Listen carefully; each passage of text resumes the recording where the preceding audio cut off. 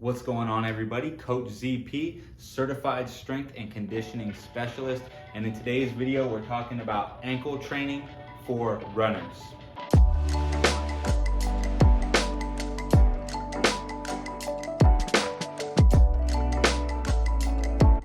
As anybody that runs knows, running places a ton of stress on the ankle joint. And that's because running is essentially thousands of reps of hopping between leg to leg, low intensity plyometrics.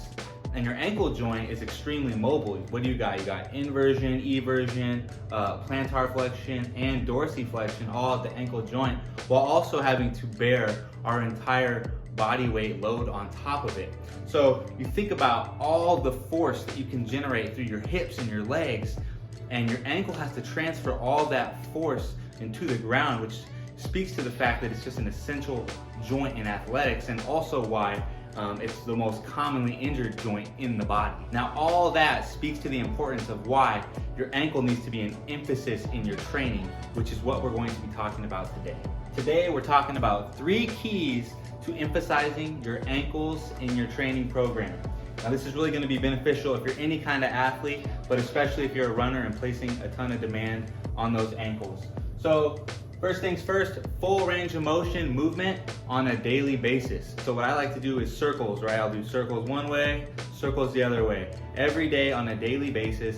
This is, the idea here is motion is lotion, more movement, more blood flow, delivering more nutrients to help that area recover and not just remain sedentary, and you're just gonna end up getting stiffer that way. So just keeping that movement going is going to be the first key. The second key is going to be stability and strength training. Now, just because we're running and we're getting all those thousands of low intensity reps on our ankles, one might think that you want to completely rest on other days. But at least on 1 or 2 days a week, I do some stability training as well as strength training for my ankles. So one day might be stability. So on these days, we're looking more at like isometrics. I might do a calf raise and just hold that top position for anywhere between 10 and 30 seconds, just as long as I feel comfortable. That would be an example of stability training. Other examples of stability training would be something like a single leg swing, where you're getting a nice stretch in that leg that's swinging, but you got to think of the dynamic component of that leg that's your base of support, and all of those forces going through that ankle joint and your ankles having stabilized. Those are 2 really good examples of activities you could do on a stability training day for your ankles.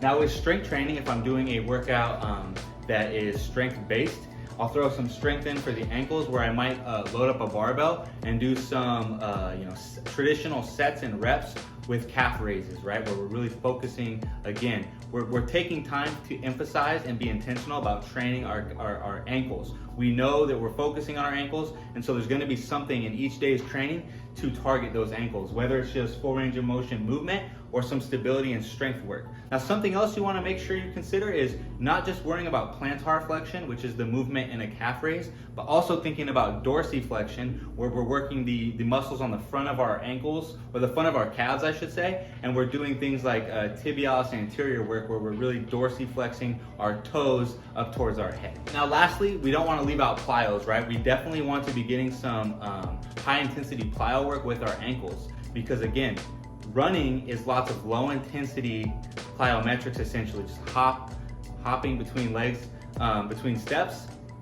What we're going to want to do, in my favorite plyometric for running, would be simple ankle pogos, where you're hopping off of your toes as high as possible, keeping your knees and your hips relatively straight, and all of that work is coming from the ankle joint, and now you're increasing the capacity of that ankle joint to handle the forces and the power necessary, so that when you move to those low intensity running days, your ankles are bolstered up and strong and powerful enough to really just manhandle that low intensity effort. Now, a bonus rule is a basic rule of progressive overload and programming, is the 10% rule. You do not want to be increasing your mileage or intensity in any way more than 10% per week. And this is where a lot of people go wrong. They'll try to do too much too fast. They'll run 5 miles the first week, 10 miles the second week. That would be a 50, or that'd be a 100% increase. And you see stuff like this all the time. You're asking for injuries if you're progressing too quickly. So you want to follow the 10% rule and not add more than 10% time to your run,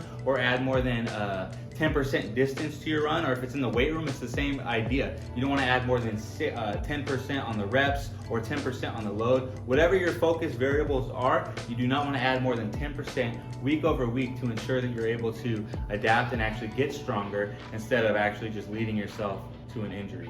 Ooh, I almost forgot to mention self-myofascial release. So many people like to use things like lacrosse balls or tennis balls or golf balls, and those are fine too. I use those from time to time, but what I really like to use is just one of these traditional old foam rollers that has the PVC pipe in the middle. Basically, you just stand on it with both of your feet, with all of your body weight pressing down into those little the little tendons and just a little tissue in your feet, the bottom of your feet, and it feels so good. I typically like to walk back and forth a few times, and then I'll even let my ankles slide down or my heels slide down to the floor and hold that and get a really nice stretch through the back of the calves. Try it out if you haven't. So that's it. 3 keys to ankle training if you are a runner, someone who's looking to improve their running performance or athletic performance in general. Ankles need to be emphasized in your daily training program. It does not always have to be high intensity, but there should be some type of ankle movement, some type of ankle focus in each day's training to make sure that those ankles are prepared to help you have your best performance. Until next time, Coach ZP, over and out.